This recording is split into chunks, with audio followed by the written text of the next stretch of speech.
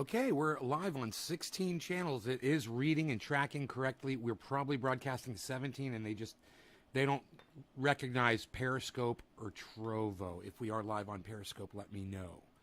If we're live on Trovo, let me know. Hey, four-name girl, how's it going? Hey, Luke, haven't seen you in a while, buddy. Welcome back. So glad to see you, Luke.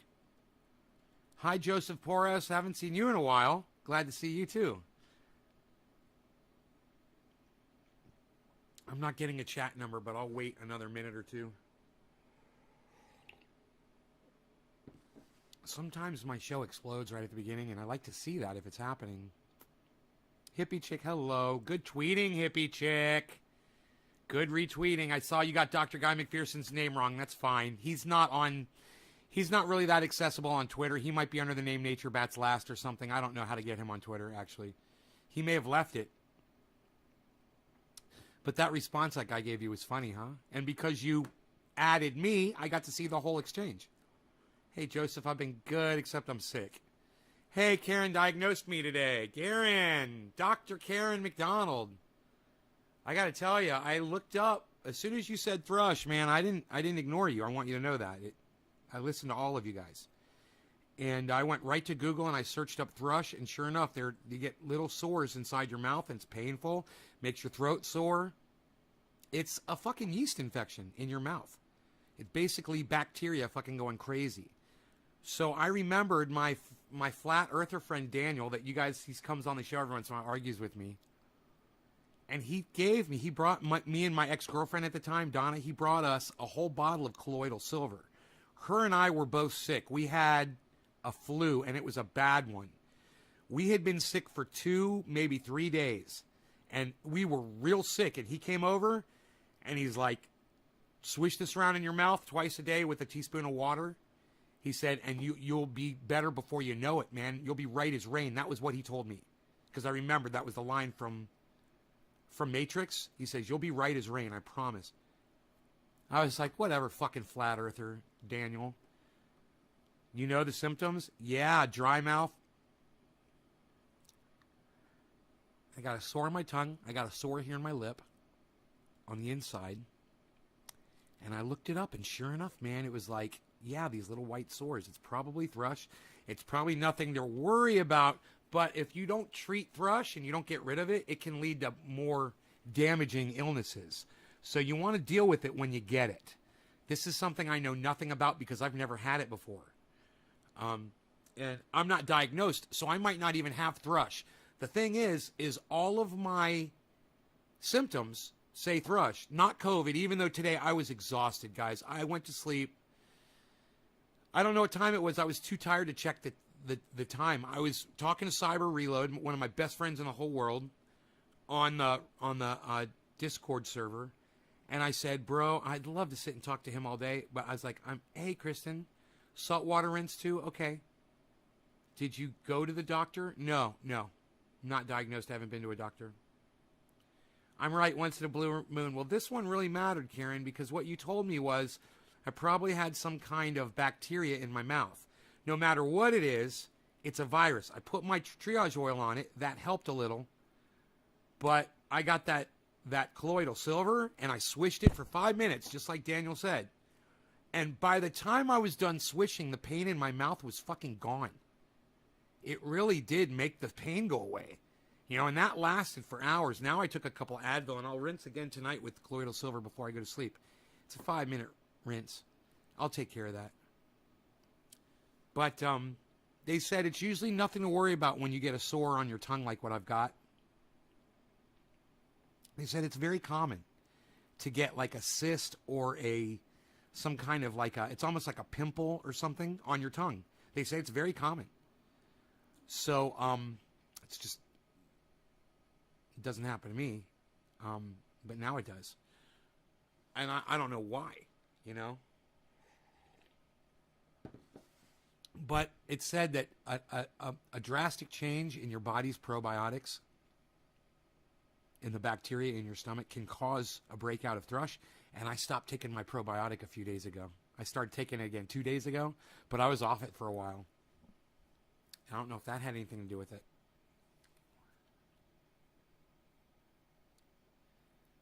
So, here I am to hang out with you guys and smoke with you guys and see how this makes me feel. So, how do I feel right now? There's slight pain in my mouth. It's not bad. My tongue is a little sore. The inside right here, my lip is a little sore. The back of my throat is just a little sore. Not so bad that I can't do a show. I took a shower. You know, this morning I woke up. I couldn't even get in the shower. I was sick, guys.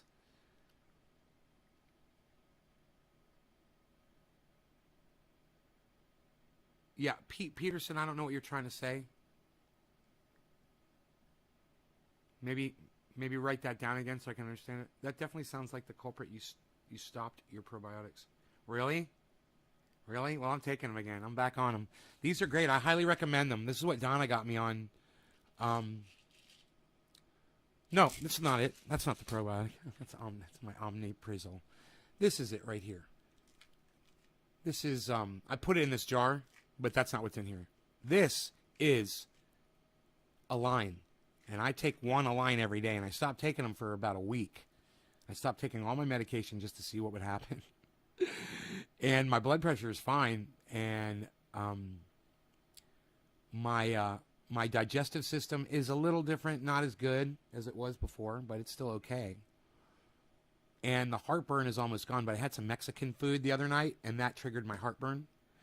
So, and it was really uncomfortable. I was having heartburn all day. I was eating fucking Pepsids and Tums, and I was like, fuck this shit. I'm going back on my Omniprazole E. Colloidal silver, yes. Joseph, a teaspoonful of colloidal silver followed by a teaspoonful of water swished in your mouth for 5 minutes twice a day. And it works. It kills bacteria. Now, you got to be careful. Yeah, I've got coffee. I'm drinking water.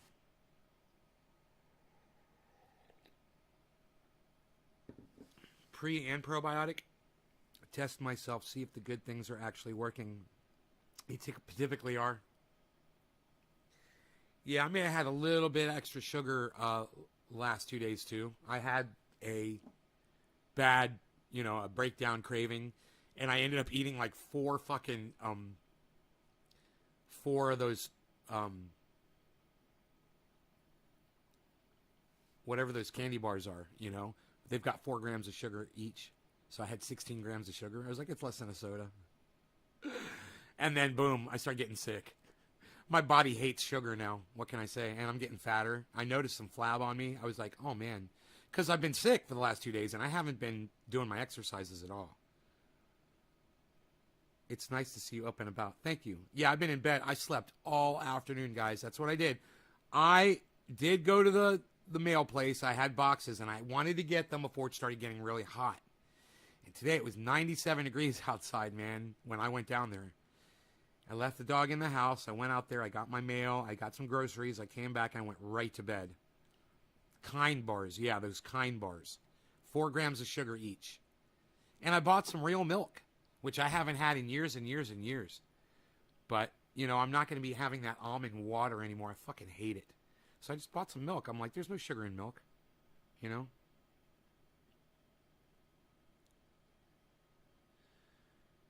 No, Lynn, you have no idea what you're talking about, Lynn. You don't know what you're talking about. Lynn, everybody, Lynn is wrong. Lynn, I love you. Thank you for trying, but you're wrong, okay? I've already proven what causes flab. And it's not no exercise.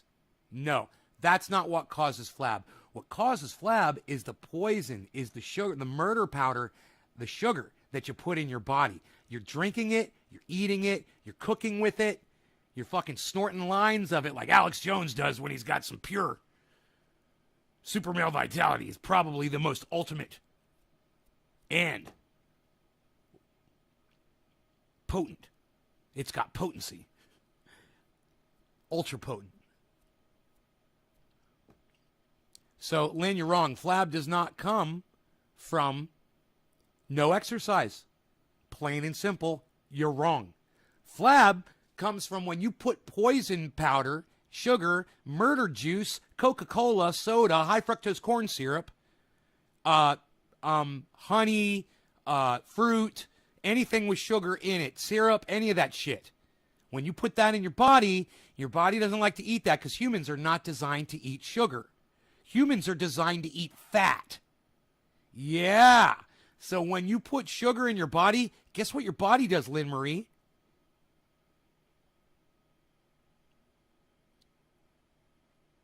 I know, I just said that. It's not just your belly, Lynn. It's not just your belly. It's your fucking love handles. It's your back. It's your fucking double chin. It's your flabby fucking arms, Lynn. It's not just your belly. Listen, I just cut 20 pounds in a matter of 2 months. So it wasn't that I stepped up my exercise, because I didn't. In fact, I do less exercise now. That's a fact. Hey, man, I used to hike with Rogan twice a day, every day. We would do that hike. Lots of exercise. That was more than a month ago. When I started cutting sugar, I realized I don't need to fucking hike anymore. I could just let him out. Amy Christopher raised his hand. Yes, Amy. I know. There's a lot of people that are watching this show right now that are offended that I'm telling them that sugar causes flab. Hey, if you're literally going to leave my show because you're offended that I told you the truth about sugar causing flab, you're going to die of a heart attack. You're going to keep eating sugar. You're going to keep putting on the flab, and you're going to go work out all day. You're going to walk, and you're going to exercise. You're going to walk the dog. You're going to do all these exercise, and the flab's never going to go away because you're going to keep putting sugar in your body. I went through this for years, 53 fucking years. I'm telling you, folks, it ain't the exercise. It's the fucking murder powder. Anyone got anything to say? I'm literally giving you information that will save your lives. Do you guys have anything to say back to me, like conversation? You know, if Ron Placone was talking to his audience right now, it'd be going, there'd be all these people talking about it. You know, if Graham Elwood would be, there'd be a whole bunch of people, even if there's like 50 people in there, it'd be going crazy because they engage with them. It's great. You guys got nothing to say to me about this? Caleb says, I'm probably the skinniest motherfucker you'll ever meet and eat all the sugar in the world. Right, Caleb. And guess what? You'll be dead in a few years, too, because you're clogging up your arteries, smartass. Ha, ha, ha. Yeah, it's real funny to laugh at the fact that you're poisoning yourself, and you have no idea that you're doing it to yourself, bro. That's real funny, Caleb. Enjoy, man. It's going to suck for you. You're going to need insulin, bro. You're going to have to give yourself shots. You're going to become a diabetic, and then all of a sudden, you're going to start getting really fat, bro. You're going to have no regimen and no diet, and you're going to fucking die. So, you know, laugh all you want, buddy. This is not a laughing matter. People that put sugar in their bodies literally want to die. You already know. I told you. Here it is. You're going to kill yourself if you eat sugar. You're going to die. You're going to die a lot younger, and you're going to die in a lot more pain. And let me tell you something. Since I stopped eating sugar, I've never felt better. Now, granted, this little viral infection I got, it sucks. But you know what? Here I am. I got a fucking viral infection. It's affecting my lymph. It was infecting my lymph node. It's not so bad now. And here I am doing a live stream. Why? Because I don't eat fucking murder powder. At least you're living a happy life. Hey, Caleb, I bet I'm living a happier life. You know what? Sugar makes you depressed, bro. Let me tell you. You think you're happy when you're eating that sugar. What happens when you're done eating it, Caleb? Oh, you go right to sleep. You know why? Because you want to avoid that sugar depression that you get. But go ahead and keep lying to yourself, bro. Yeah, you're happy. You're real happy killing yourself with something you shouldn't even be putting in your body. You know, and, you know, you sound like an anti-masker, too. Hey, I'm not going to wear a mask, but at least I'm free. Please. I have to be careful with that kind of language on here.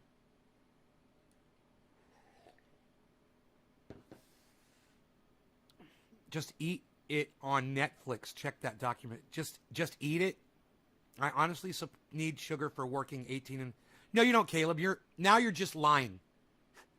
And look, I don't believe that you work 18 to 19-hour shifts. I don't believe that. I think you're fucking lying. Nobody works 18 and 19-hour shifts. Unless you're like a fireman. Are you a fireman? No, those are like 24-hour shifts, aren't they? What's fucking 18, 19-hour shift? Who does that? A million times worse. You don't need sugar to get through a fucking 18, 19. You know what? If you ate normal, you wouldn't need sugar at all just to stay awake, bro. And that's what you're doing. You're literally... No, bro. Your body, you've trained your body to accept sugar. You're a road worker. Dude, they make road workers... How much of a break do you get in 18 and 19 hours? Let me know. That's crazy. What state are you in? What the fuck is with an 18 or 19-hour shift doing road work, bro? That shouldn't be a thing at all. What, are you working overtime? Pizza and 1 can of soda, not even talking about sugar. Yeah. Home health can be 24-hour shifts.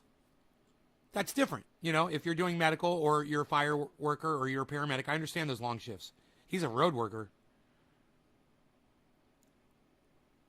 They're usually 12-hour shifts for the home workers at my mom's house, but that's probably different than what you've been exposed to. Maybe California, you do 24 hours. There's a huge patch of blackberries. I probably ate half of a quart today from the wild. So good. Josh, yeah, it's full of sugar, bro. You just put a ton of sugar in your body. You want to kind of limit that intake. Keep that in mind. Dude, tell me my nose hair trimmers are out here, please.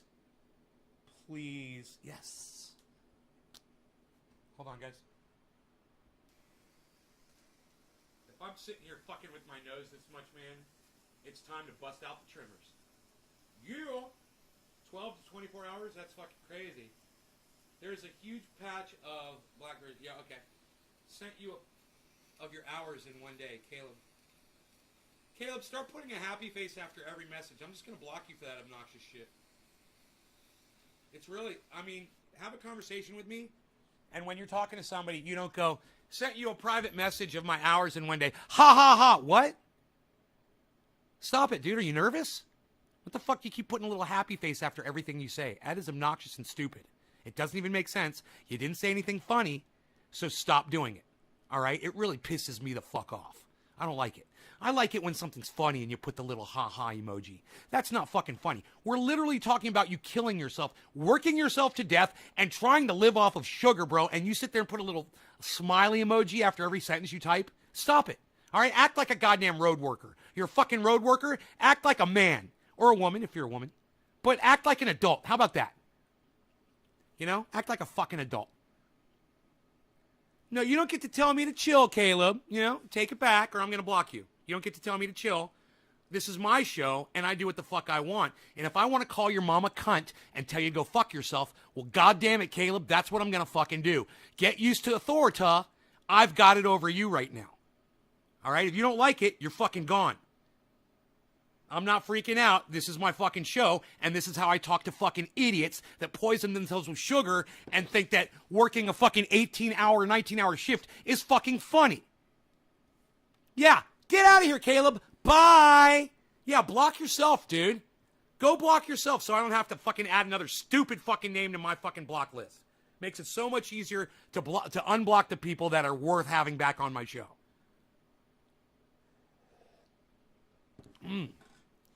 Lynn, I have so much energy for the entire day from being a fat burner. I lost 100 pounds from ditching sugar, flour, and bread. Lost 24 hours of dump stress. And my show's whack. Hey, Caleb, thanks for the view and comment, dude. Thanks. Yeah, my whack show. You're giving me one more view and an extra comment. Thank you. Keep going, troll. Keep pumping up my numbers, you fucking douchebag. You fucking dumbass fucker. I'd call you a dumbass fucking road laborer, but I've actually got a lot of friends that do that kind of work, and they're way better than you'll ever fucking be. Ha ha ha! Ha ha ha! Your mom's a cunt. Ha ha ha! You're killing yourself with sugar. Ha ha ha! Ha ha ha! Keep doing it, buddy. Thank you. Thank you. And as soon as one of my fucking members in here gets sick of your ass, you're fucking gone. But until then, thank you for the view and comment. I just got to turn on my AC. I'm going to get a little hot here with the coffee drinking.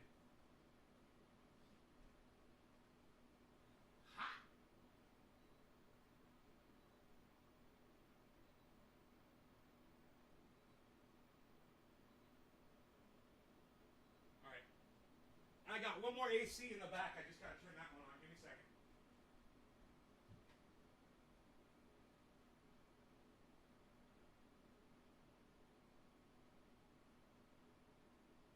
Okay.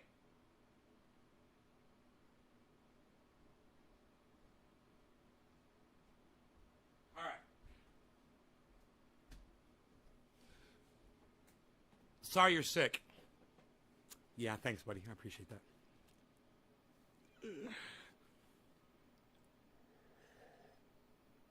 Sugar is man. And if you want to live, Caleb needs to go. He said all those. Sorry you're sick. No, he doesn't need to go. I can argue with people and not block them. It's okay.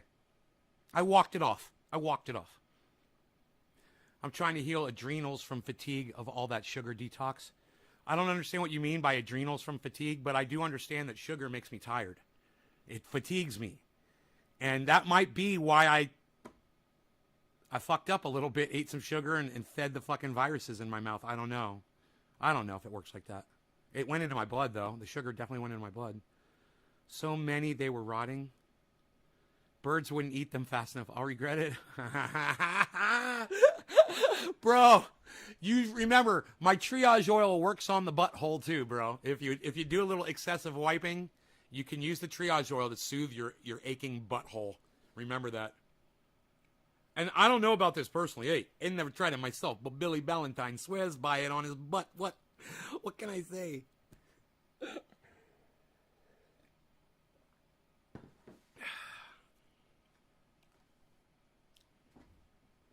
Ask Google about adrenal fatigue. Lynn, I asked you. You don't want to have a conversation with me, Lynn? You don't want to talk to me? You want to make me jump through hoops? This is a perfect opportunity for you and I to have a discussion, and you can teach me. Right? Why would I Google it if you can just tell me? Okay, adrenals control everything. Hormones and regulation. Okay, I'm with you. I don't even know what adrenals are. I mean, I think I've heard the word. I mean, it's adrenaline, right? It's like a reference to adrenaline. Adrenal glands. Does that release adrenaline? I don't know, but I'm about ready to dab. Now, I dabbed myself out on the earlier show today. I wanted to hang out more with Cyber, but I was fucking exhausted. Is it bold? We're going to do a dab to start off. Ooh, but first we're going to move this explosive lighter out of the way of my torch. Okay. Let's do this, guys. I don't believe you usually. I'll believe you this time, Lynn, I promise. I'll believe you.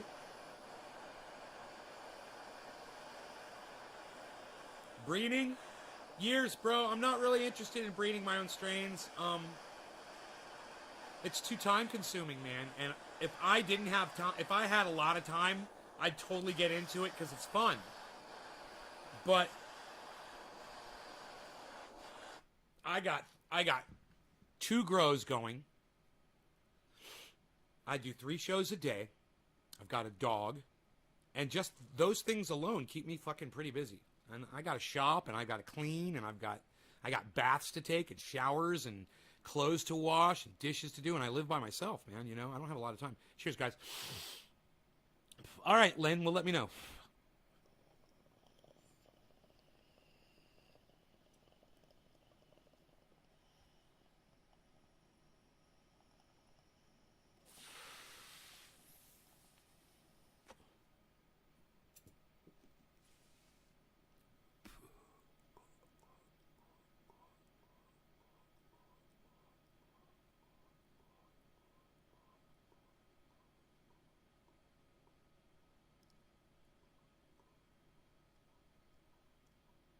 I love emojis. I was just thinking about that. I use them on Twitter all the time because it really does show people when you're not being serious. Who saw my Charlie Kirk tweet today? I destroyed Charlie Kirk today. He said he doesn't want to make his son wear a mask. He wants his son to grow up. And I said, masks are the new fountain of youth. I can't even say this. I can't say this. They'll keep you young forever. I'll probably get in trouble. I can't talk about this shit. YouTube, you suck my dick. I can say that. Hey, YouTube, you're a bunch of dumb cunts. I fucking hate you all at YouTube. And you're all a bunch of dumb fucking liars. Okay? That's the most important thing to remember about YouTube is when you get one of their representatives in chat, they just straight up lie to you. And you guys have literally told me that you, live, real people, have been deleted from the subscription rolls of my channels. You've told me that. So I know it's fucking true, and I know it's real people, and my other channels get deleted from them as well. Yet they say, no, we only delete troll accounts. I'm like, no, you don't. And you know what I said to this woman? Her name was Iris. Before the conversation started, I said, I hate to make you into a liar, but... And I did. I made her into a fucking liar because she's a lying fucking cunt that works for the cunts at YouTube. And hey, YouTube, you guys are all a bunch of dumb fucking cunts, and I hope you all fucking die. All of you. I hate you all. All right? Fuck you, Shit Lips, and the whole goddamn crew. You know, someone should nuke fucking YouTube. We'll all go over to fucking Trovo. You know, I hope you get fucking hacked. I hope Anonymous has you on their fucking, in their back pocket right now, and they're about to whip that ace out of the deck on your ass. Wouldn't that be great? Wouldn't it be great if Anonymous went to YouTube and only took down the MSM accounts and left the Jimmy Dores and the small people, you know, even like Ben Shapiro, and left like anybody non-affiliated? God, that'd be great. Wouldn't that be awesome? No more fucking CNN, no more Fox News, no more MSNBC, no more, you know, I always see that America One and Newsmax. They're always pushing those down my fucking throat. I never click on them because it's just news porn. It literally is news porn. It's for people who want to jerk off to their news stories and get off on trying to bash whichever side they're against, you know? I don't care if it's MSNBC and Rachel Maddow, or if you're watching America One or Newsmax. It doesn't fucking matter. You're there for the same reasons. You're there because you agree with the bullshit that they're shoveling down your fucking gullets. So I saw something today, and it's really sad, guys, but it's about free speech. And it's about somebody that was working for the military, and he tells a story, and it is fucking harrowing. And if you guys follow Richie Medhurst, and I know, here, you guys, give me 1 second here.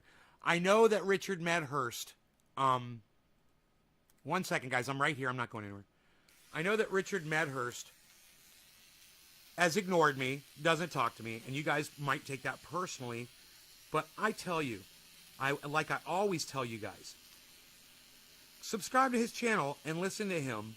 He's real good at what he does. He's one of the best. And he does reporting, he does honest reporting, and you might not agree with some of the things he says, but you might not agree with some of the things that I say either, you know? And that's no reason to not watch him, especially when he puts up something like this, that I truly believe all of you need to hear this fucking story. And if you are an American flag waving citizen, if you love the United States military, you need to watch this fucking show. What I'm gonna tell you right now, because I'm gonna bring it to you from Richard Medhurst. Okay, we're gonna speed it up because it's long, man. It's long, but I'll get right to where he starts reading the guy's letter. Okay, let me give you the background. This guy worked for the federal government. Right? He sat in a air-conditioned office, and he directed drones. He tracked people's cell phones, gave the information over to his. Hey DJ, how about I just block you from my live stream since you say who cares? That's kind of rude. Hey everybody, I'm gonna block this DJ guy. Right?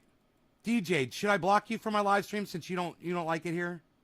Since you're going to say something obnoxious and stupid like that, like who cares? I love your anonymous in the background. Just thank you, Lynn. They're trying to get their lost market share back. Lynn Marie. Lynn Marie, thank you for talking to me. Trendy Nick. Oh, Nick, I've had to sub to your YouTube channel 3 times, and you're a real person. You're not a troll. Well, they wouldn't think you're a troll, would they? And unsubscribe you because you've been accused of being a troll on YouTube? I don't know. Maybe that's what they do. YouTube shouldn't remove anyone without request, says Josh. Thank you, Josh. Trendy Nick says, fuck DJ. Huh. DJ, I'm just going to block you because Nick said fuck you. All right? DJ's blocked, Nick, for you. You know, if somebody comes to my show, every fucking opportunity that they can, they go into the Discord server and they spend as much time in there as he does, showing real life shit, driving his truck around and at home and hanging out and doing all the shit that he does. They're basically royalty on my live stream, and retweeting and messaging the tweets and liking the tweets like he does. He's fucking royalty up in this bitch. If he says if someone's got to go, they got to go. You don't troll YouTube? Well, there you go. You don't troll YouTube and they fucking blocked you 3 times. But according to them, Nick, that's never happened. So between me and you, hey, Nick, I bet you'd sign an affidavit swearing in a court of law under the penalty of perjury with a huge fine and possible short jail time. Yeah, right, B?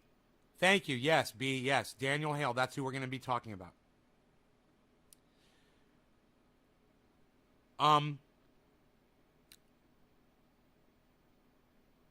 You and I go to court and sue fucking YouTube, bro, and you're my affidavit backup witness, and anybody else will sign an affidavit and say you are lying. And that's all.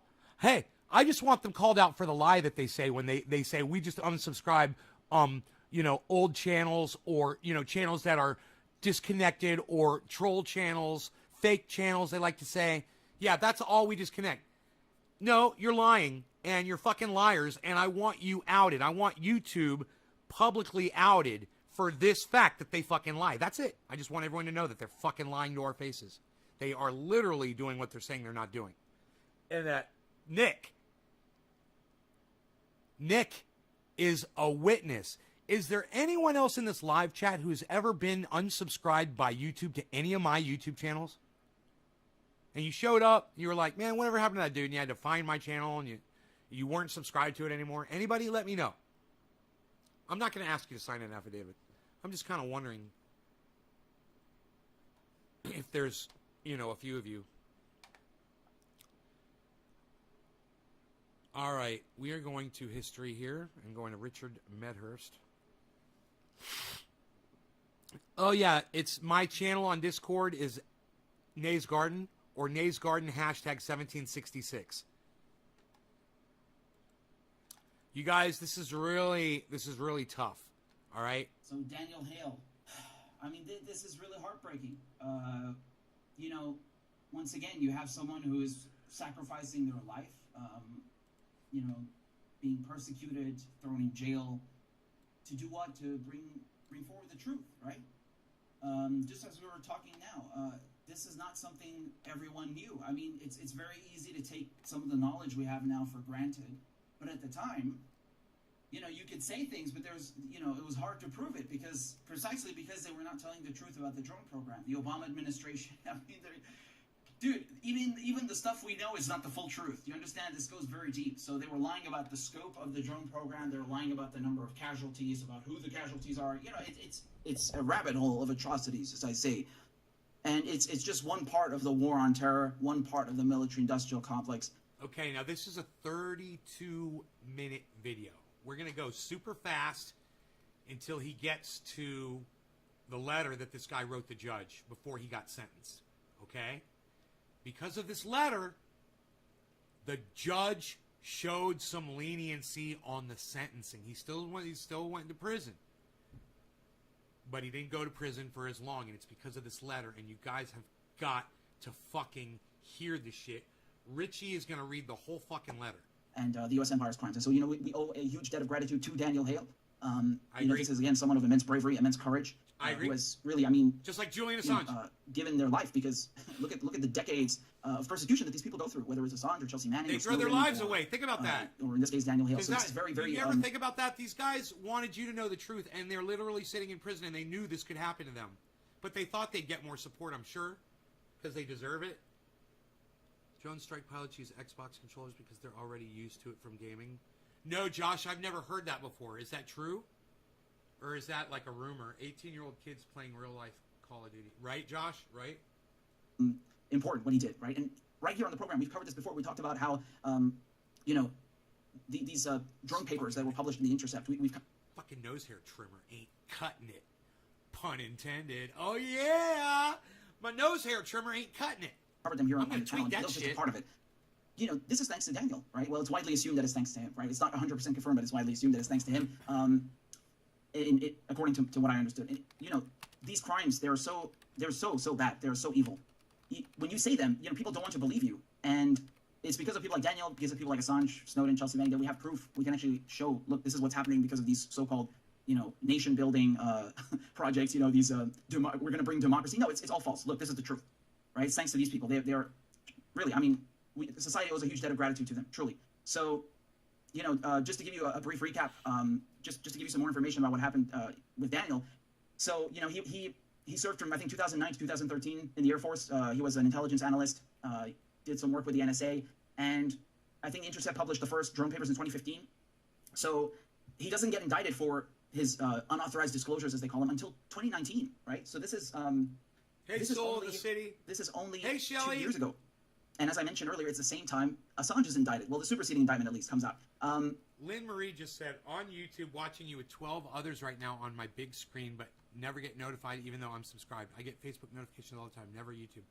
Lynn, I've got 24 Nays Garden channels on YouTube. What I want you to do is I want you to go to YouTube, and I want you to find every single one of my Nays Garden channels, and it's easy. Because all you got to do is go to one of them, and all of them are recommended channels on the front page of each one. And as you go to each other channel, you'll find more and more and more channels, and you'll flip, and you'll be like, holy shit, he's got a lot of fucking channels. Subscribe and sign up for notifications on all 24, 25, however many channels I have on YouTube.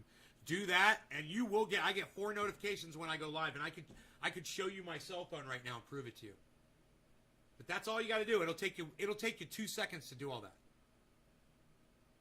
So, because Stella Morris, I'll just show you very, very quickly. Actually, this is Stella Morris who pointed this out earlier, because I was live tweeting about Daniel's case, and she brought this excellent point up, right? So I'll read it to you over here if you'll just allow me a moment to bring this up. Yes.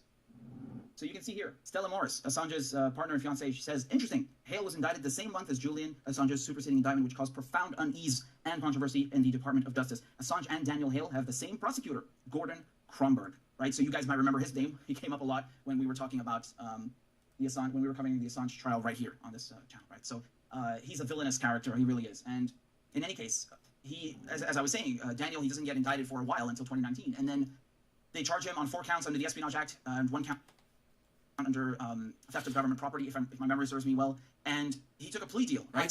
I just seen them all. He pled guilty in March of this year, in March 20. You guys can all do that. You guys can sign up for it, then turn your notifications on your smartphone. Now, I got to tell you guys a little point before we get into this, because it's long, but the United States military uses people's cell phones in other countries to drone strike them. So we should start a hashtag that says #burner phone, something like that. Hashtag buy a burner. To protect people. There's innocent people getting murdered all around the world with these drone strikes, guys, right? They're tracking them on their cell phones, and they don't know how many people are with them when they've got that cell phone signal acquired. They don't know how many people. He's going to tell a fucking story that you guys aren't going to fucking believe it. It's a nightmare fucking story. And now I want you to also imagine this. Imagine the United States was behind in technology compared to the Arab states. Do you think those Arab states would be flying drones over us and killing us if they had the ability? Does that make it right for us to do it to them? Fuck no. But you think there's guys over there on the other side of the world that if they had drones and they could just fly them into our country and just kill people indiscriminately or targeted individuals like leaders or generals, you think they'd fucking do it?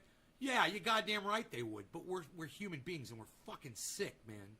This is what sick people fucking do. You're about to hear this fucking story, and I'm telling you guys, it's going to rip your fucking heart out. Saul, have you ever considered that you had so many different accounts throughout the years that someone may think they used to be sub to you even though it was just a different account? Soul of the City. Yeah, that's why I broadcast to 6 of those channels. I try to, at least. I don't know how many. I think I'm broadcasting to 5 right now, and I need to add another one. I try to broadcast to the channels with the most amount of subscribers. So my channel has 25,666 or whatever subscribers. But I'm also broadcasting to a channel that's got 2,000 subscribers, another one with like 1,700 subscribers, another one with like 1,300 subscribers, another one with like 1,000 subscribers. And I think I'm broadcasting to one with like just a few, just like 40 subscribers or something like that. I do what I can, bro. But Soul of the City, when you got just one channel and the channel gets a strike, what are you to do when you broadcast 3 times a day? And how is your audience supposed to find you 3 times a day when you're literally saving people's lives when you go live? What are you supposed to do, Soul? What do you recommend? Why don't you give me some advice? Because I'm telling you right now, I need some, man. I'd appreciate it if you've got any. You know? So, let me have it. 21 to one count under the Espionage Act, and, you know, usually it's 10 years for each count, which is why when we talk about Assange, who's, like, charged with 17 counts, you know, plus another one, conspiracy to commit computer intrusion, is 175 years, right? So they don't even need to get you on all the counts to ruin your life. You can get you on one or two, and this is, you know, this is why we were afraid that Daniel might be sent to jail for 10 years, right? But now it's 3 years and 9 months, it's 45 months, and even, like I said, that's 45 months too much. The guy, okay, he's been persecuted. He made great points there. Now, to save time, we're going straight to the letter, okay? I'm going to skip ahead. The letter starts at, it looks like 7:45, okay? This is the letter. And it's fucking harrowing, guys. Ever seeing them. Now you push a button thousands of miles away, since it's all done by remote control. There's no remorse without ever seeing them. He says we now kill people without ever seeing them. Let me slow it down. He says we now kill people. We now kill people without ever seeing them. With the technology. That stream this morning of you in the band days was badass. Totally didn't know it was you for like 2 minutes. Crazy. People. I blocked forename guy. Hey Greasy, what's up, buddy? I blocked forename guy for literally saying he thought that was my cousin. Now, because I was right there playing a left-handed guitar, you know? Right next to a guy who's playing a right-handed guitar, and he couldn't even figure that shit out. Without ever seeing them. And he knows I just lost all now this weight. You push a We've been button talking about it on thousands of miles away, since it's all done by remote control. There's no remorse. And then we come home in triumph. That's a quote from U.S. Navy Admiral LaRocque, if I'm reading it correctly. Okay, he's speaking to a reporter in 1995. Now I'm going to read you what Daniel wrote. Daniel Hale. He was writing to the judge. Okay?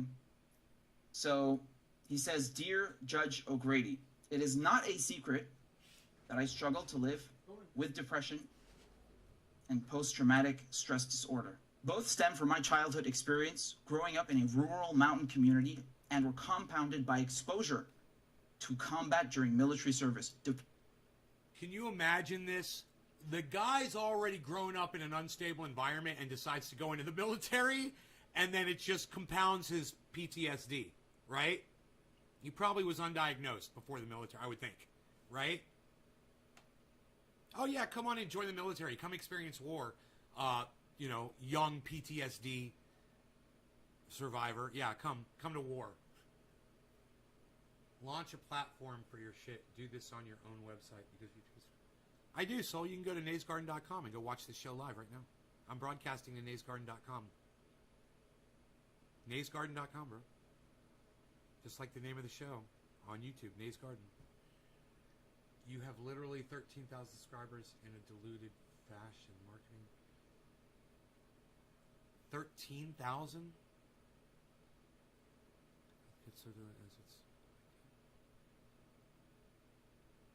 I've got 25,600 subscribers. And I literally have an image that proves that I've had 50,000 subscribers and that YouTube has deleted half of my subscribers. I've got a picture from my stats. I can show it to you live right now. But let's talk about this. It's more important than me. Depression is a constant. Through stress, particularly stress caused by war, can manifest itself at different times and in different ways. The telltale signs of a person afflicted by PTSD and depression can often be outwardly observed and are practically universally recognizable. Hard lines about the face and jaw. Eyes, once bright and wide, now deep set and fearful. And an inexplicably sudden loss of interest in things that used to spark joy. These are the noticeable changes in my demeanor marked by those who knew me before and after. I got to tell you something. When you guys hear the story, it's going to flip you out. I can't believe people are leaving this live stream to not hear this fucking letter because it's going to blow your fucking minds. But the people that are leaving this live stream, they're depriving themselves of this fucking story of what the federal government does. And wow, for people that are leaving right now. Wow. This guy has literally written a letter about his experience flying drones and murdering people. Okay? And you guys are fucking pussing out on me There should be more and more and more people here watching this. Are you fucking kidding me? You guys need to all listen to this shit. Don't run out. Don't be a fucking pussy. All right? Stay. After military service. To say that the period of my life spent serving in the United States Air Force had an impression on me would be an understatement. It is more accurate to say that it irreversibly transformed my identity as an American, having forever altered the thread of my life story weaved into the fabric of our nation's history.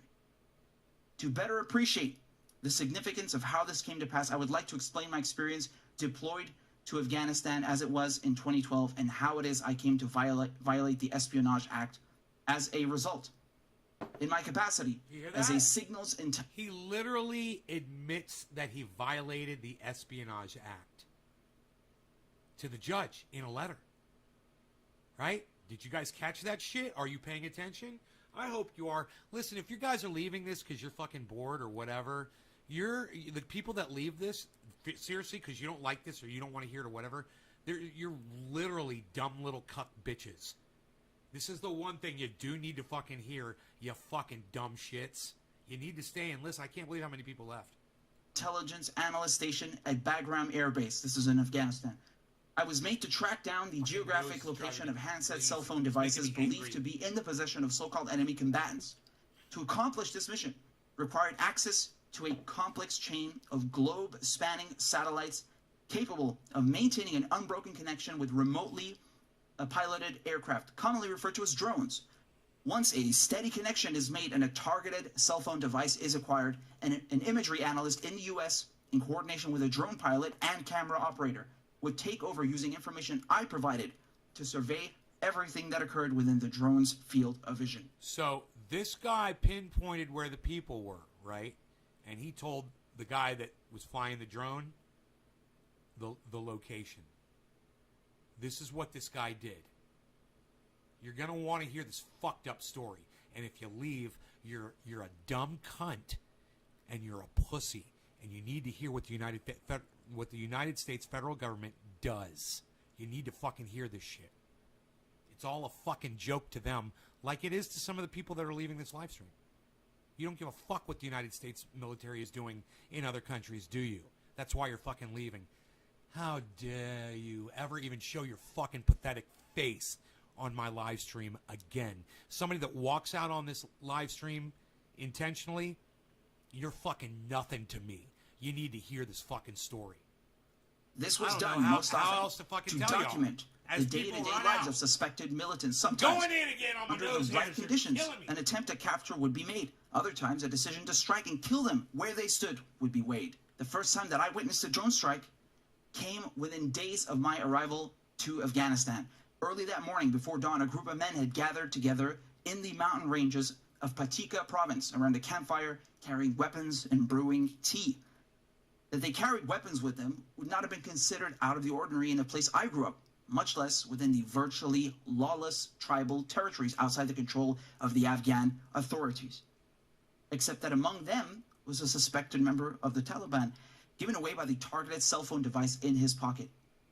As for the remaining individuals to be armed, military age, and sitting in the presence of an alleged enemy combatant was enough evidence to place them under suspicion as well. Despite having peacefully assembled, posing no threat, the fate of the now tea-drinking men had all but been fulfilled. I could only look on as I sat by and watched through a computer monitor when a sudden, terrifying flurry of Hellfire missiles came crashing down, splattering purple-colored crystal guts on the side of the Morning Mountain. Just as a side note, just as a quick note, what he's saying is absolutely true about Afghanistan, right? There is absolutely nothing uncommon about, you know, I'm just gonna reread you what he said here, right? He says that they carried weapons with them would not have been considered out of the ordinary in the place I grew up, much less within the virtually lawless tribal territories outside the control of the Afghan authorities. I know that because I've seen that myself, been there. Okay, when I was much younger. It's true what he's saying. If we were at war with Israel, people would be getting drone bombed by America all the time because there's a lot of people in Israel that walk around the streets with machine guns. At least when I was there, they did. I don't know if they still do that today, but it used to be like that. And, you know, there's places like Texas or Arizona where there's open carry. I don't know if Texas or Arizona, but there's states kind of like those states that have open carry laws.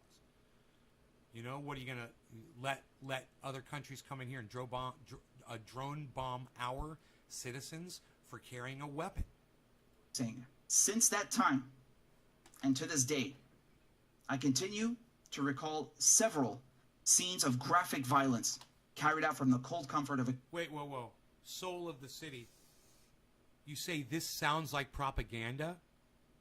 What do you mean it sounds like propaganda? Some guy that's facing prison that's telling a judge that he is guilty of violating the Espionage Act? That sounds like propaganda? What do you mean, soul of the city? Explain that. I don't understand what you mean by that. The computer chair. Just explain it Not to me. a day goes by that I don't question the What do you mean it sounds like justification for propaganda? my actions.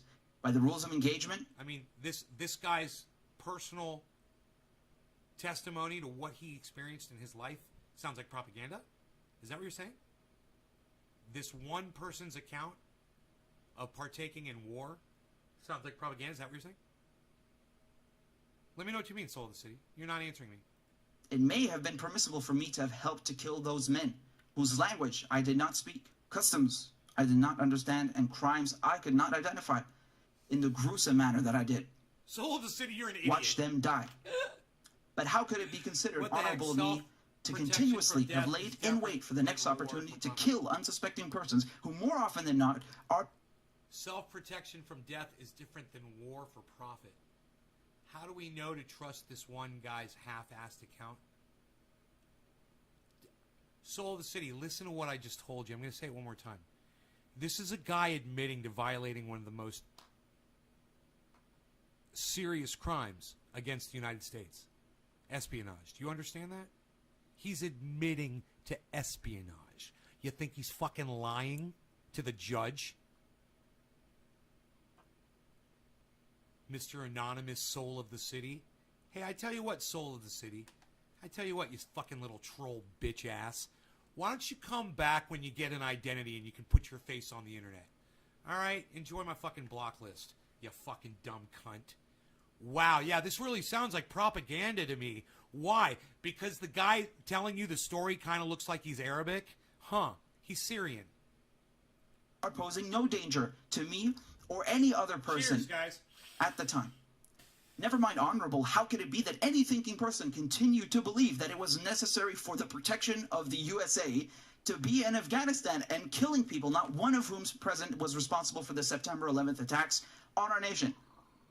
Notwithstanding, in 2012, a full year after the demise of Osama bin Laden in Pakistan, I was part of killing misguided young men who were but mere children on the day of 9/11.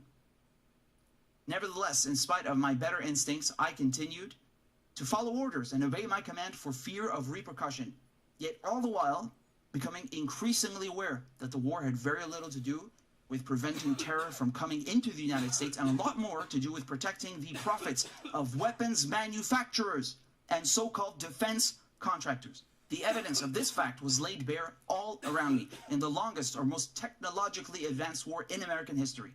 Contract mercenaries outnumbered uniform-wearing soldiers 2-1 and earned as much as 10 times their salary. The evidence of this fact was laid bare all around me in the longest or most technologically advanced war in American history. Contract mercenaries outnumbered uniform-wearing soldiers 2-1. Mercenaries outnumbered uniform-wearing soldiers 2-1. Contract mercenaries outnumbered uniform-wearing soldiers 2-1. Contract mercenaries outnumbered uniform-wearing soldiers 2-1. Contract mercenaries outnumbered uniform-wearing soldiers 2-1. You understand that? So when Joe Biden says he's bringing the troops back, he's just bringing the troops back, but he's leaving 2/3 of his fucking military there that gets paid 10 times as much as the soldiers do. That don't give a fuck because they're mercenaries.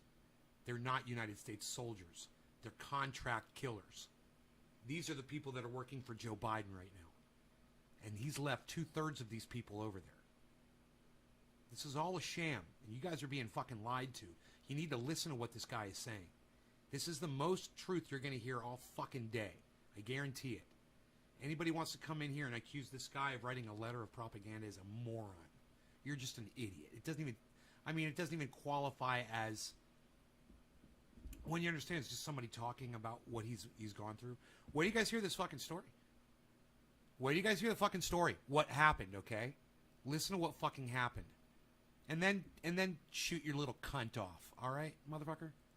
And earned as much as 10 times their salary. SRC, what's up, son? Soldiers. Well, these guys, there's mercenaries, there's soldiers, and then there's these guys that work in air-conditioned offices that fly drones, locate people with their cell phone signal, and kill them from the air. He's going to explain this, guys. It's disgusting. It's fucking disgusting. You're going to want to fucking hear this story. This is your United States federal government at work, guys. And again, just a quick side. Wait till you fucking hear this story. No, once again, absolutely true. What did we tell you? What did I tell you about the withdrawal, the so-called withdrawal from Afghanistan? The only people withdrawing are the ones in uniform. And as Daniel correctly points out here, the mercenaries, the so-called contractors, far outnumber the conventional armed forces, the people in uniform. Do you understand? And he correctly points out, too, they earn much more because it's a racket. That's what it is. It's a scam. With Bush and Cheney? Yeah. Meanwhile, it did not matter whether it was, as I had seen, an Afghan farmer blown in half, yet miraculously conscious and pointlessly trying to scoop his insides off the ground, or whether it was an American flag draped coffin lowered into Arlington National Cemetery to the sound of a 21-gun salute. Bang, bang, bang. Both served. Both served to justify the easy flow of capital at the cost of blood, theirs and ours. And when I think about this grief, I'm grief-stricken and ashamed for myself for the things I've done to support it. The most harrowing day of my life came months into my deployment to Afghanistan when a routine surveillance mission turned into disaster. For weeks, we had been tracking the movements of a ring of car bomb manufacturers living around Jalalabad. Car bombs directed at U.S. bases had become an increasingly frequent and deadly problem that summer, so much effort was put into stopping them. It was a windy and clouded afternoon when one of the suspects had been discovered headed eastbound, driving at a high rate of speed. This alarmed my superiors, who believed he might be attempting to escape across the border into Pakistan. A drone strike was our only chance, and already it had began lining up to take the shot. But the less advanced Predator drone found it difficult to see through clouds and compete against strong headwinds. The single payload MQ-1 failed to connect with its target, instead missing by a few meters. The vehicle, damaged but still drivable, continued on ahead after narrowly avoiding destruction. Now imagine this. A few meters away from a car that's speeding down a highway all by itself takes a hit from a fucking Hellfire missile. Imagine you're in that car. Imagine you're the person driving that car.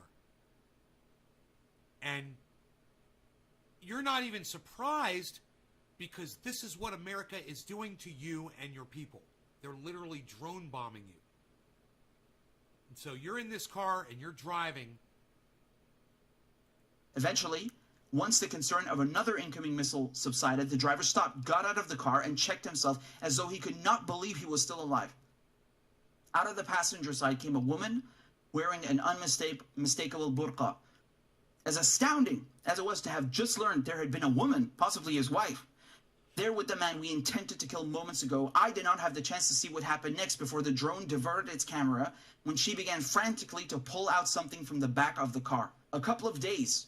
See, so this guy literally is recalling what he saw, and he's also recalling the fact that he didn't know what fucking happened at this point. Right? Now listen to this shit. This is where it gets super fucked up. Not that it's already not fucked up. Passed before I finally learned from a briefing by my commanding officer about what took place. There indeed had been the suspect's wife with him in the car, and in the back were their two young daughters, aged 5 and 3. A cadre 5 and 3 years old were in that car, and we're shooting fucking Hellfire missiles at it. 2 little girls, 5 years old and 3 years old. Are they guilty of anything? Is this how you're supposed to do justice to people? by shooting rockets at them when they're with their families? Do you want to know why he was speeding down the road? So they could avoid getting shot by a fucking Hellfire missile, man. They're fucking expecting that shit.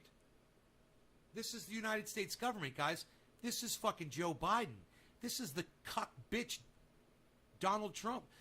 I believe this happened when Donald Trump was president. You never heard about this shit, did you? Of Afghan soldiers were sent to investigate where the car had stopped the following day. It was there they found them placed in the dumpster nearby. The eldest was found dead due to unspecified wounds caused by shrapnel that pierced her body. Her younger sister was alive, but... Nice, huh? We killed a little baby. We killed a little girl with our tax dollars, with my money and your money. And every time you pay taxes in the United States anywhere, your money is going to kill little girls with Hellfire missiles. People that we don't want to fucking deal with or look at. So we're just going to fucking shoot missiles at them. Joe Biden, Donald Trump, these are your leaders. Barack Obama, he dropped a lot of drones, didn't he? What a douchebag. I hope they all fucking drop dead. Fuck them all, man. I'm so sick of our leaders. They're not our leaders, man. They're not my fucking leaders. Fuck these people. I can't go through life any longer like a fucking sheep ignoring this shit. This is what I pay money for. This is why I have to do my taxes every year. So that they can drop Hellfire missiles on 3- and 5-year-old girls and their mother. Unacceptable, man. It's fucking unacceptable. And you should all be fucking disgusted. Severely dehydrated. As my commanding officer relayed this information to us, she seemed to express disgust, not for the fact that we had errantly fired on a man and his family, having killed one of his daughters, but for the suspected bomb maker having ordered his wife to dump the bodies of their daughters in the trash so that the two of them could more quickly escape across the border. Oh, so that they could live. They did what they had to do so they could live. They had to hide the bodies of their girls. The one girl was alive, left alive, I believe, and survived, I believe. They knew they were going to have problems if they tried to cross the border with them. And, you know, the body of their daughter. You think they wanted to leave the body of their daughter in a dumpster? You think that's what these people wanted to do? So you're going to chastise them for that when you're dropping a fucking Hellfire missile on their car? You fucking dumb cunt. United States fucking military, federal fucking United States government, commanded by fucking dumb cunts. I mean, all of you should realize what's going on. All of you should be following Richard Medhurst. All of you should be following Jackson Hinkle. And you know, Jackson's coming back on Wednesday, guys. He says to contact him and set something up. He's out of town, but he'll be back in town on Wednesday. And he's like, hey, man, let's set something up again. So this could be something we discuss. He might be missing this. I don't know what he's up to. He might be on vacation. But this is horrific. What's horrific is listening to this fucking story. It's fucking heart-wrenching.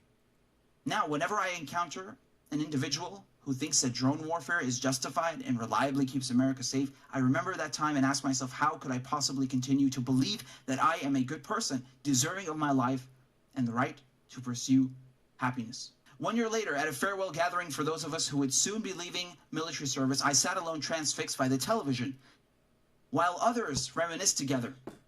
On television was breaking news of the president giving his first public remarks about the policy surrounding the use of drone technology in warfare. His remarks were made to reassure the public of reports scrutinizing the death of civilians in drone strikes and the targeting of American citizens. The president said that a high... This sounds like Barack Obama, but I'm not sure.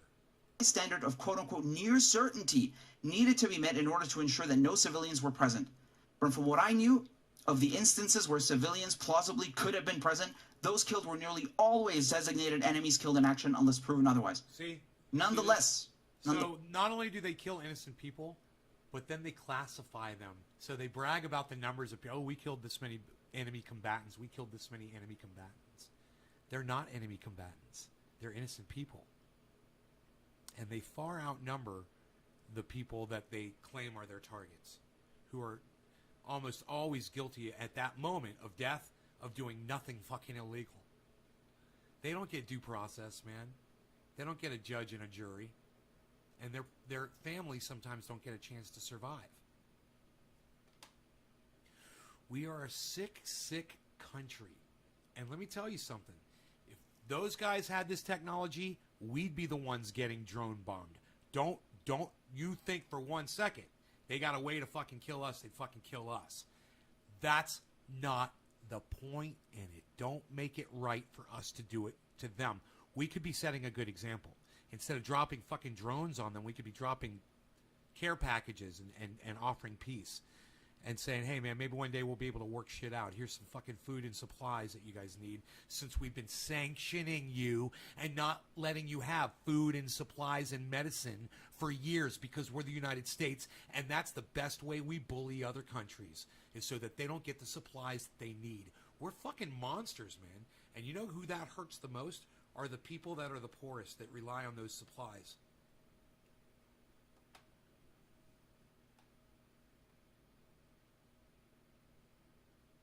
Nonetheless, I continue to heed his words as the president went on to explain how a drone could be used to eliminate someone who posed a quote-unquote imminent threat to the U.S. Using the analogy of taking out a sniper with his sights set on an unassuming crowd of people, the president likened the use of drones to prevent a would-be terrorist from carrying out his evil plot. But as I understood it to be, the unassuming crowd had been those who lived in fear and the terror of drones in the skies, and the sniper in this scenario had been me. I came to believe that the policy of drone assassination was being used to mislead the public, that it keeps us safe. And when I finally left the military, still processing what I'd been a part of, I began to speak out, believing my participation in the drone program to have been deeply wrong. I dedicated myself to anti-war activism and was asked to partake in a peace conference in Washington, D.C., late November 2013. People had come together from around the world to share experiences about what it is like living in the age of drones. Ali Jabir had journeyed from Yemen to tell us what happened to his brother Salim bin Ali Jabir. You can always watch me on my 24 YouTube channels, Skriz, right? YouTube, it's on your phone already, right? Their cousin Walid. Walid had been a policeman, and Salim was a well-respected firebrand imam, known for giving sermons to young men about the path towards destruction should they choose to take up violent jihad. One day, in August 2012, local members of Al-Qaeda traveling through Faisal's village in a car spotted Salim. So this is 2012, back when Obama was president.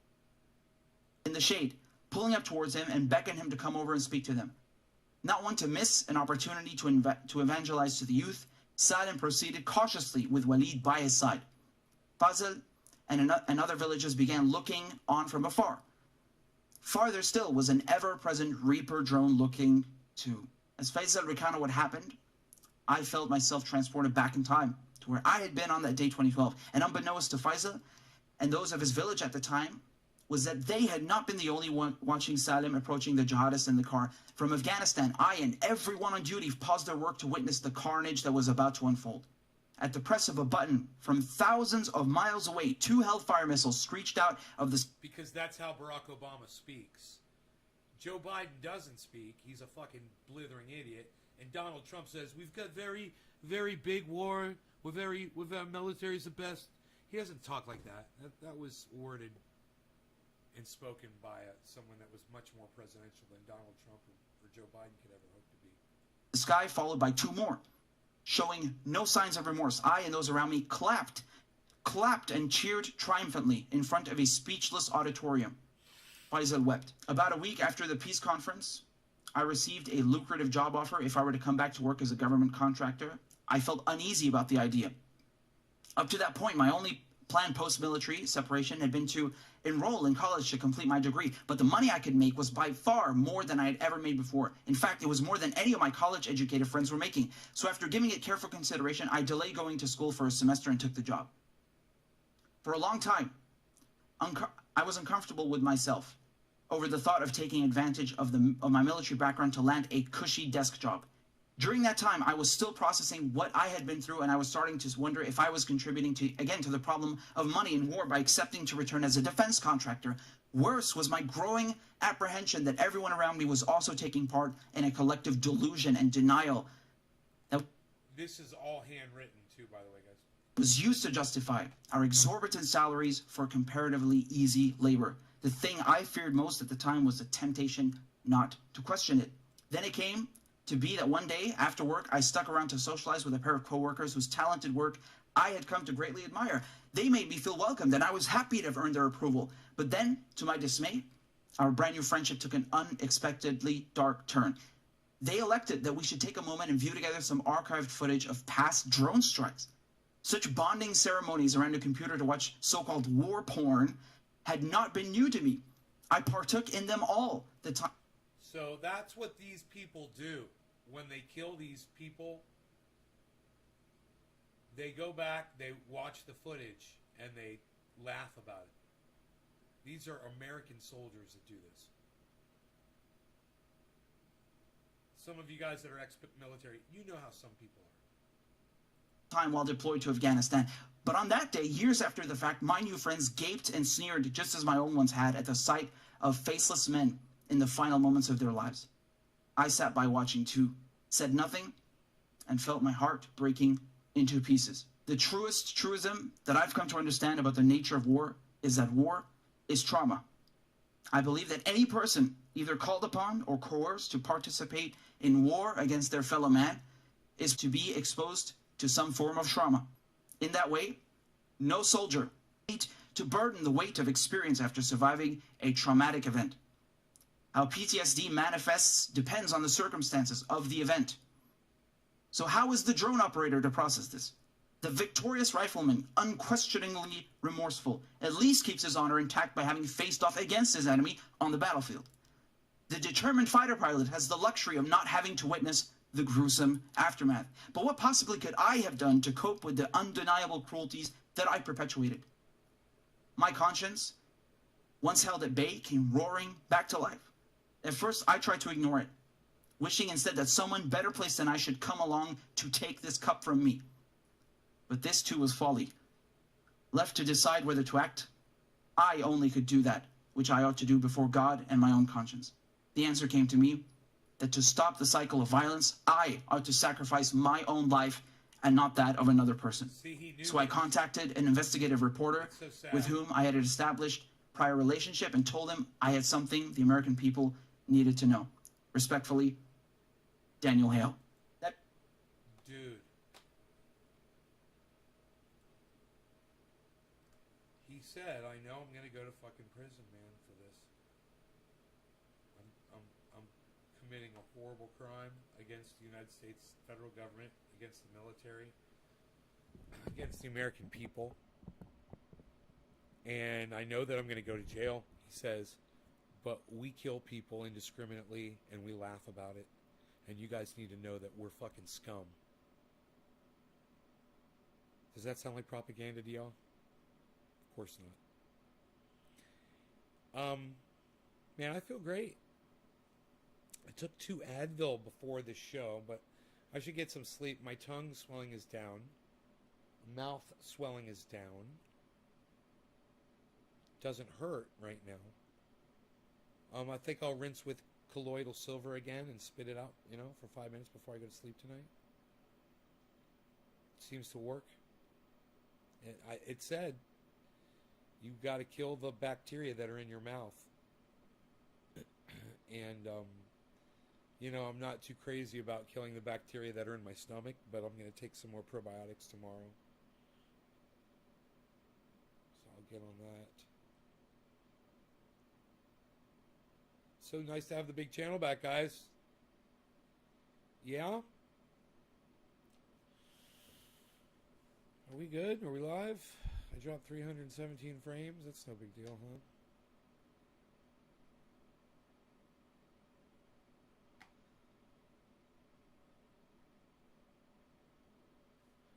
Cult of Dusty's live.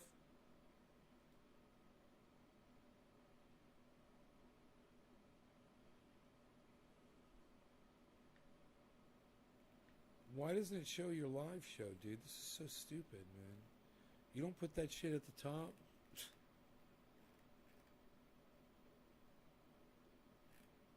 Huh. Videos. Huh. It's not showing him live at all. This is so stupid. Why does it say Cult of Dusty? It says Copper Cabs live. Oh my god. He's not live. Why does it say all these people are live, dude? What's going on with YouTube?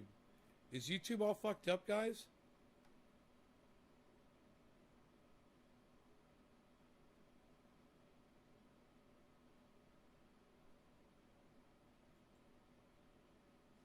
Fucking YouTube.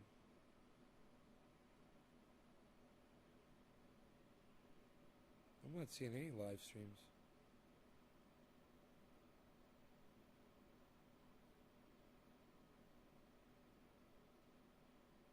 I can still see it.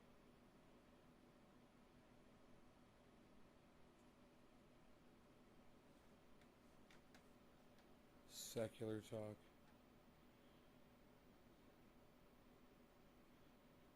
NVIDIA's face generator. AI. 6 days ago.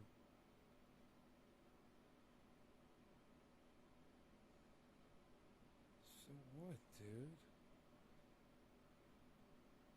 So what?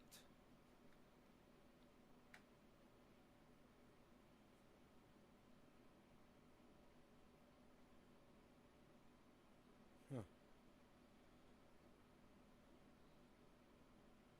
YouTube good. You're live on Facebook. Yeah, I'm fucking high, though. And YouTube's fucking with me. It says I'm live. I see that. Man sued over bad online review. What? Dude, will this guy let me show you guys this? This is, Steve Lehto. It's Stevehto. He's got 216,000 subscribers. I don't know if he'd let me play this for you, but I want to watch this so bad. I've watched this guy. He's pretty good. He's a lawyer, I believe. Man sued over online review. Man, I want to hear that so bad. Let me see if I can watch any of this. Lehto's Law. Here's Steve Lehto. Had a few people send me this crazy story out of Texas. Texas man sued after leaving negative company review and then loses everything. KXAN published it along with KLBK and KAMC. And a Lubbock man from Lubbock, Texas, decided to put a negative review of an Irish company up on the internet. And once the company read it, they decided to take legal action. So this is what happened to me, man. This is what happened to me. But I think I was getting sued anyway. But they told me part of the suit was I had to remove this content. That I said I couldn't. They won't let me. The place I posted it wouldn't let me take it down. It was fucking hilarious. So it's still up on the internet, I'm sure. So he said, never did I think I could be personally held accountable for a review of a business. Wow. In 2015, he hired the company to help grow his online business. And there's companies out there that do this. They right. Rob Mulligan used to do that. Contact us. He wants us to help you with your online presence. Yeah. And I know because I get those emails all day long. So in 2015, he hired them. After working with them, he says he discovered that they'd made a mistake or errors that would cost him $8,000. So after failing to deal with the issue privately, he decided to post a negative review of the company online. I just say, hey, as a customer, here's what I experienced with this, he said. For a lot of people, $8,000 would sink them as it did with this business. Hey, Ice, what's up, buddy? That's fucking hilarious. What a funny story, man. So that guy has interesting stories. Check him out on YouTube.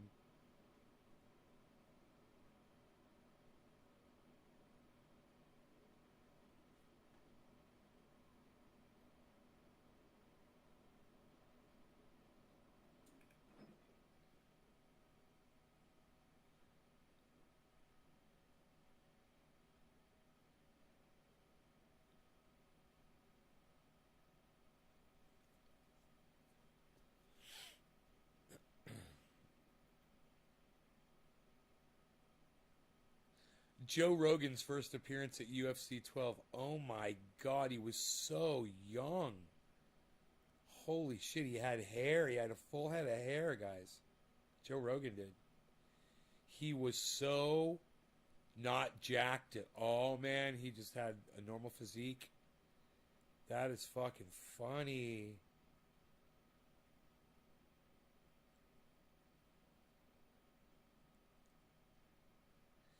Dude, Sound Guy with Kevin James on YouTube's fucking hilarious.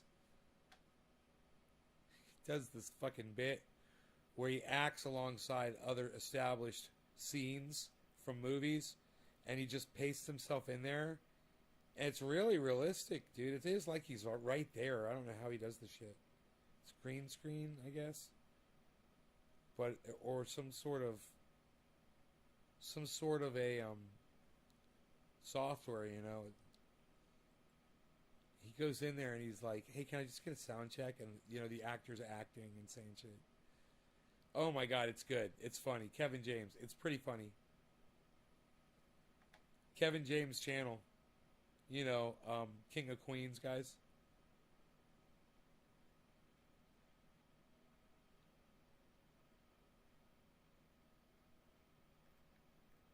Really worth watching. I think I'm going to subscribe to his channel. Yeah, I'm going to subscribe. His shit is fucking fun.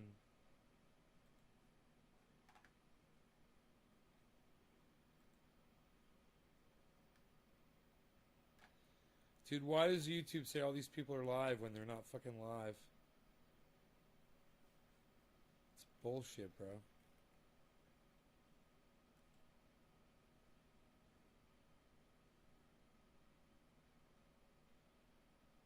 "32 minutes ago." Stop saying he's live. He's not fucking live, motherfucker. God damn it. Listen, guys, I'm going to go. I love you guys. Thanks for watching so much. I'll see you in the morning, okay? You guys take care. I'm exhausted. I'm sick. Sorry.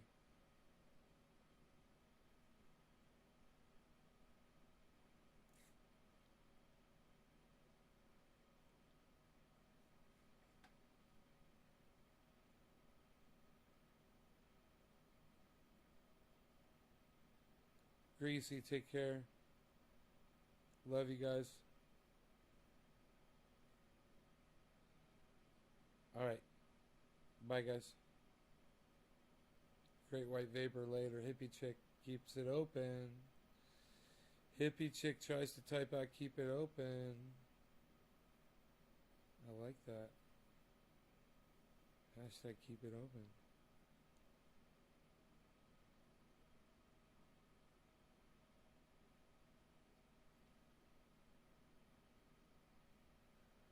A quick change artist? What's that?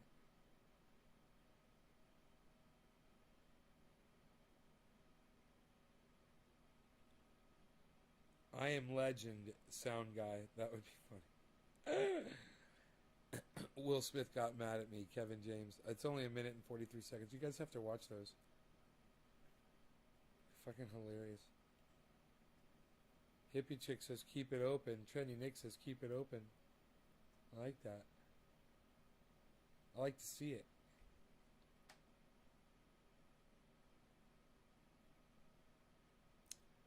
Did Terrence McKenna like just fucking die, man?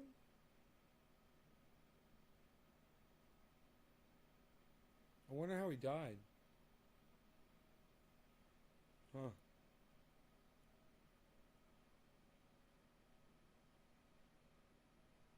I'm staying on. I don't know. If I see a bunch of people type in hashtag keep it open, I stay on. I'm always looking for that. But I'm really tired, man, you know?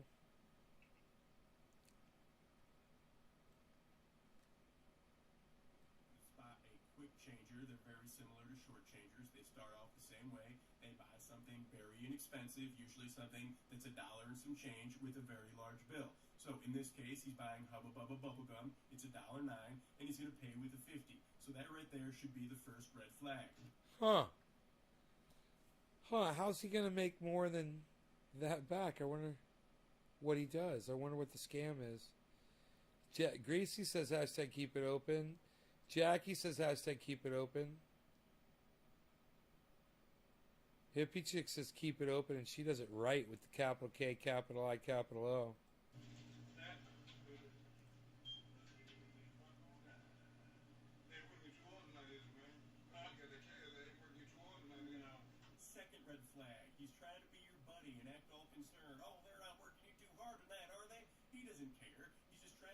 good side so you let your guard down so you don't think he's a piece of crap.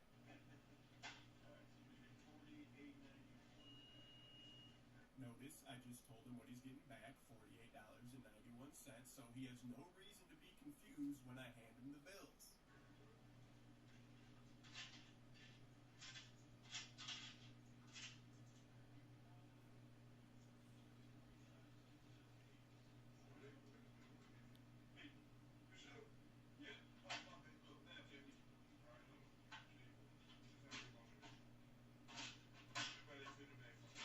Third red flag.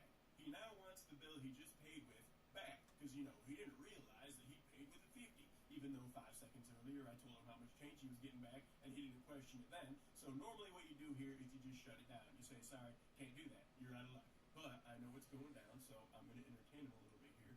Dude, this channel has 1.78 million subscribers. I just realized that. I should probably not be playing his content, but you guys check him out. Gas Station Encounters. I don't know if I'm going to get in trouble for playing these people's content on my show because I don't know who they are. So, I'm just going to stop now. But you guys can check that stuff out. I really like all the Keep It Opens, guys. Thank you. I would have left sooner. But I am sick and I do got to go, guys. So, y'all take care. Love you guys. I got to get some sleep. I will see you in the morning, okay? I think my tongue's getting better. Love y'all. Bye-bye. More Keep It Opens next time, guys.